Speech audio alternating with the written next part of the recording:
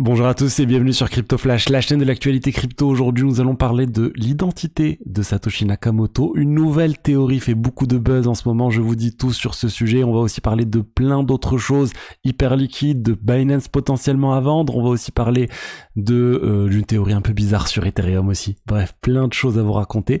Au niveau du cours des crypto-monnaies, on a un BTC à 95 800 $, légère baisse, Ethereum moins 2,3%, 2700 $, Solana moins 8%, 168 $. Alors Solana, il se passe des choses sur Solana, les mêmes coins, les gens commencent à en avoir marre. La polémique autour de Libra, donc le même coin lancé par le président de l'Argentine dont je vous ai parlé hier. Alors lui, il dit en fait qu'il ne l'a pas lancé, il n'a même pas fait la promotion de ce même coin, il a juste partagé. Il a dit non, je ne l'ai pas promu, je l'ai partagé. Bref, il a essayé de se justifier sur le sujet, mais c'est difficilement justifiable. Ce qui s'est passé avec ce même coin, et en fait, ça va révéler plein de choses qui n'allaient pas avec l'infrastructure utilisée pour lancer des meme coins sur Solana et notamment Jupiter et Meteora. Alors Meteora, c'est une plateforme crypto qui permet de faire plein de choses autour de la liquidité sur les exchanges décentralisés. Ça permet aussi de lancer des meme coins et pas mal de choses. En fait, honnêtement, je le savais pas. Il se trouve que c'est lié à Jupiter. Ça a été créé par le créateur de Jupiter aussi. Et là, en fait, le président, enfin le directeur, je sais pas, le responsable de Meteora vient de démissionner parce qu'il y a eu des choses qui sont vraiment pas nettes qui ont eu lieu. Potentiellement, ça c'est juste la spéculation jusqu'à maintenant, il aurait snipé le token avant le lancement ou dès le lancement. Plein de choses qui sont pas très honnêtes envers les utilisateurs. En tout cas, Jupiter, Meteora, ils se prennent vraiment plein de bad buzz en ce moment sur ce lancement et ça a révélé vraiment plein de choses qui n'allaient pas. D'ailleurs, je vous en ai parlé hier, mais le créateur de celui qui a participé au lancement de Libra a dit qu'il avait clairement snipé le token, donc c'est-à-dire il en a acheté dès le lancement pour empêcher d'autres personnes de l'acheter pour moins cher. Et enfin bon. Bref, beaucoup de choses ne vont pas, les gens sont en train de dire c'est peut-être vraiment là un ras-le-bol général autour des meme coins sur Solana et sur ce qui est en train de se passer avec ces meme coins, avec des lancements qui sont en fait pas très équitables pour le grand public. Selon The Big Whale aussi, on aurait les créateurs de Libra qui seraient en fait en négociation avancée avec le Nigeria pour lancer un autre meme coin. Je pense que là ça va freiner tout ça, en tout cas je l'espère. Mais en tout cas, voilà, c'est vraiment la tendance du moment. Des mêmes coins au niveau des pays. On en a parlé avec la République centrafricaine, l'Argentine, potentiellement le Nigeria. Le Salvador n'a pas lancé de même coin. Je pense que pour eux, c'est le Bitcoin, leur crypto national. Donc, je pense pas que ça va arriver. Mais après, on ne sait jamais. Je voulais vous parler des Crypto Bundles. C'est une feature disponible sur l'exchange Swissbox, c'est une plateforme crypto partenaire de la chaîne. Ils ont cette option qui vous permet de vous exposer à plein de blockchains facilement et d'un coup en fait, en choisissant la thématique qui vous intéresse. Vous pouvez même choisir plusieurs et être exposé à plusieurs thématiques. Supposons que la thématique finance décentralisée vous intéresse. Eh bien, vous choisissez cette thématique et vous allez pouvoir investir directement sur 6 actifs différents. Là, on va vous parcourir ensemble. Il y a une exposition aux exchanges décentralisés avec du Raydium pour 21%, exchange décentralisé sur Solana. Vous avez de l'Uniswap, l'exchange historique décentralisé. On retrouve du Jupiter aussi, cette fois sur Solana. Et on retrouve aussi au niveau de Lending Borrowing, le protocole leader AAV avec les milliards de TVL gérés sur ce protocole. On retrouve aussi du Chainlink, donc un Aura qui est très utilisé dans la finance décentralisée pour obtenir le prix des jetons. Et on retrouve aussi leur token, le Borg, pour 10%. Vous avez des frais d'environ maximum 0,12% mensuels, donc ils sont transparents à ce niveau-là, et vous pouvez investir dès 50 €. Donc vraiment, c'est très très simple d'utilisation.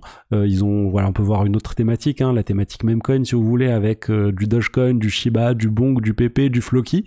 Bref, il y a plein de thématiques, n'hésitez pas à parcourir tout ça, vous avez le lien dans la description si vous voulez découvrir la plateforme crypto Swissborg, il y a jusqu'à 50 € en Bitcoin offerts. Ce que vous voyez à l'image, c'est Jack Dorsey. Jack Dorsey, c'est le fondateur de Twitter, donc de X, de Square aussi, une société valorisée à des milliards de dollars, qui est assez pro-Bitcoin d'ailleurs. Et en fait, la nouvelle théorie du moment, ça serait que Jack Dorsey serait Satoshi Nakamoto.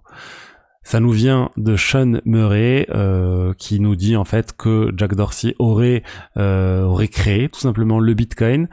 Il y a plein de choses, plein de faits, mais on va dire, il y a pas de choses qui montrent concrètement que c'est lui. Il y a juste plein de coïncidences, on va dire, ou d'éléments qui peuvent paraître troublants. Ça nous dit qu'il était parmi les premiers cypherpunks, donc c'est cette communauté dans laquelle est né le Bitcoin, sur cette mailing list où ça a été publié, le white paper du Bitcoin et le lancement du logiciel. Il aurait porté un t-shirt d'Adam Back.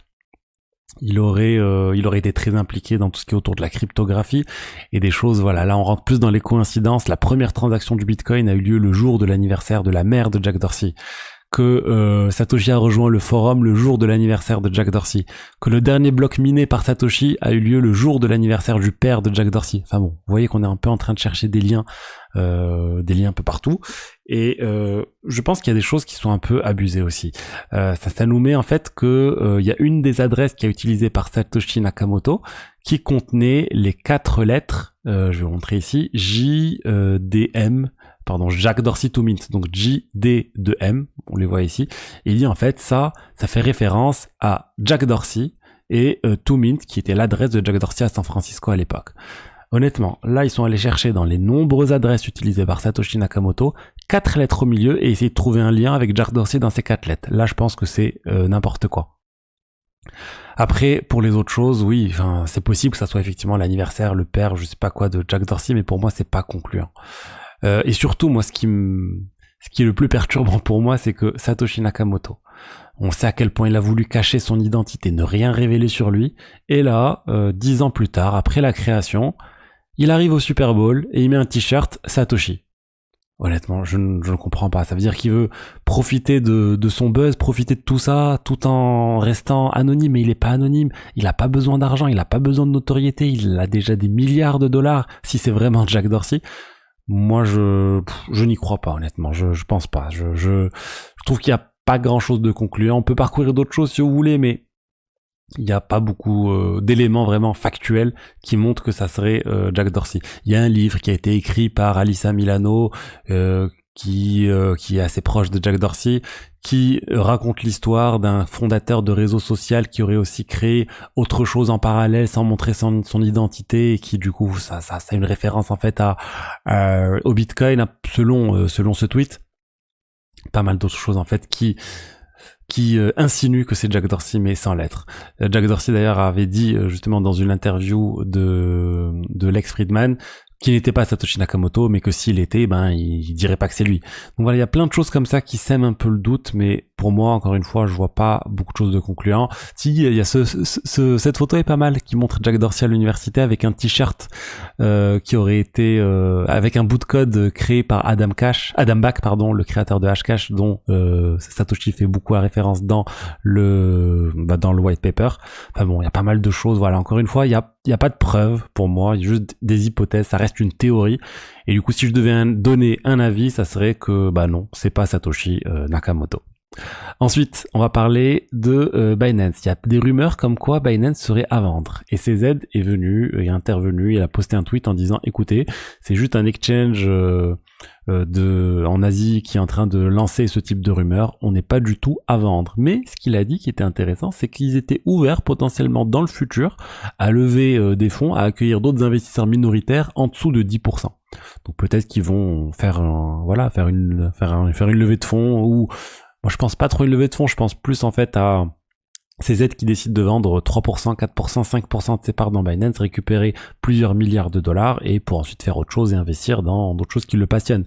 On l'a vu là, il est très investi sur la BNB Chain, il a le fonds aussi, l'ancien fonds Binance Lab dans lequel il est impliqué, donc je pense que ça c'est possible, mais une vente totale de Binance non. Moi je pense qu'une fois que ça sera carré, régulé, ils feront une introduction en bourse, ça sera valorisé à des centaines de milliards de dollars, et c'est comme ça que CZ sera parmi les hommes les plus riches du monde.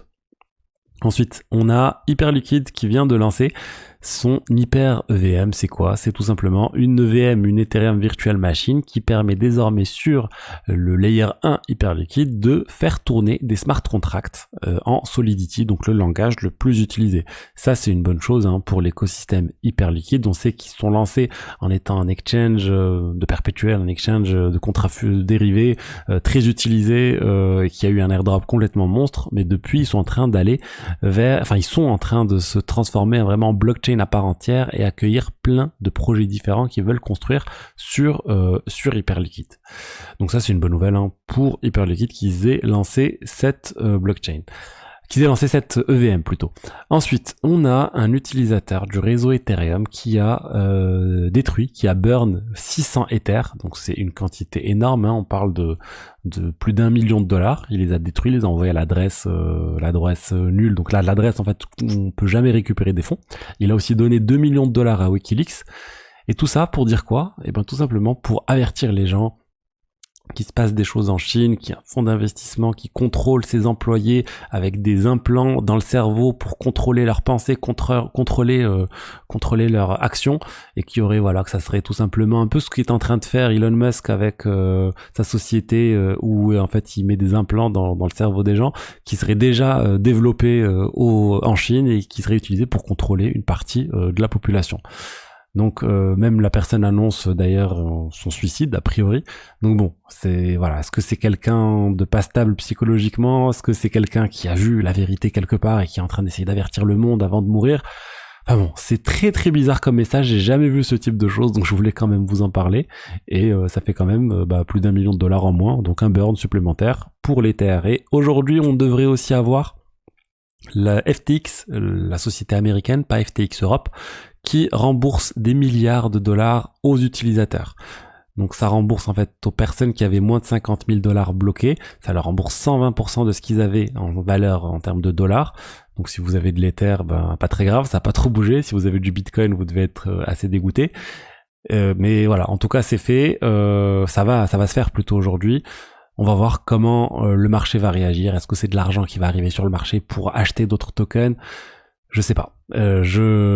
Pour moi en tout cas, c'est une bonne chose pour les utilisateurs. Après voilà, si j'étais quelqu'un qui avait de l'argent bloqué sur FTX à l'époque, honnêtement, je pense que la première chose que je ferais, c'est de revenir sur le marché. Donc pour moi, c'est plus une bonne nouvelle qu'une mauvaise nouvelle. Voilà ce que je voulais vous dire aujourd'hui sur les diverses actualités crypto. J'espère que le contenu vous a plu. Si c'est le cas, n'hésitez pas à liker, commenter, vous abonner. Je vous dis à demain pour la suite. Allez, au revoir, ciao ciao.